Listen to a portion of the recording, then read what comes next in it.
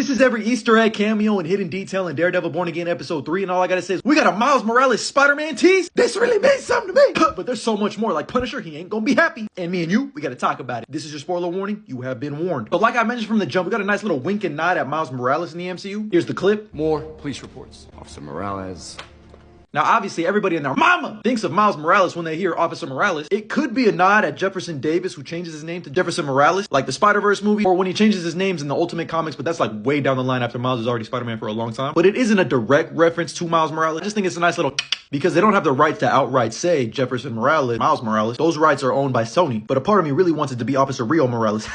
My man. But either way, you already know we're about to get a live-action Miles Morales sooner rather than later. So for right now, we got Officer Morales' kid and a guy who dresses in a spider costume. But look around you, because this one's easy to miss, but we got a mention of another white tiger. In the court case, Hector mentions how he lives with his wife, his sister, and his niece, and this right here is his niece, who in the comics is Angela Del Toro, another version of the white tiger. But don't forget, he mentioned his sister. In the comics, Eva Ayala is Hector's younger sister, who is the 5th white tiger, and probably the most popular, because most people were introduced to her in the Ultimate Spider-Man animated series, but in this series, they made her Hector's daughter, not his sister. And there was a rumor at some point that Jenna Ortega could be playing Eva Ayala in the MCU, but I think that's dead. But she's coming nonetheless, and so am I. Now in the comics, Hector actually has a very similar situation happen where he stands trial for allegedly stealing a TV, except instead of being found not guilty, he's guilty as charged, and he sadly gets executed leaving the courthouse in a very similar fashion to how he was executed in this show. Damn, this shit still hurts, man. I feel like I'm there again. Don't go to the light, Hector. And this one is obvious, but it feels like I should mention it. When Hector mentions the frogs, Skokie, talking about how he loves the sound that they make because he thinks it's beautiful, and he can't wait to go back to his island, and they play the sound of them whistling in the credits, I just sat there and I was like the Homelander meme. I just didn't feel anything. In my reaction, you can see it. And rest in peace to Camar de los Reyes, who passed away in real life. On behalf of me and I think everybody watching, rest in peace. And may God bless your family. Throughout this episode, we get not so subtle references to Punisher. You see his logo here painted on a mural with Triggered on it. And then we also got a bunch of cops who have a tattoo of the Punisher logo on them. With finally the person who executed Hector. Supposedly they're trying to make it seem like it's Frank, but it's not. Remember, Frank only kills bad people. You hit them and they get back up. I hit them and they stay down. Only if they're bad people. So what's going to happen when Frank notices these cops? Well, it's actually happened in the comics before, where these cops start fanboying over Punisher. And they show him how they use their symbol on a bunch of their stuff. But Frank don't fuck with that. He about to be on the type of time. I like it. Hell, I love it. Kingpin's fat ass eats some omelets again. They're very nutritious for you, and I like them to start my day. And I just love this detail of Matt walking into an empty courthouse like it's a church, sitting down like he's in a mass, but twiddling with his broken horn. This is like his version of having the finger on the trigger, contemplating on if he should put that cowl back on. But man, I've thoroughly enjoyed these first 3 episodes. I'm loving the writing so far. And those were all the Easter eggs, cameos, and hidden details that I was able to find. Let me know if you found some down in the comments below. And as always, like and follow if I'm out.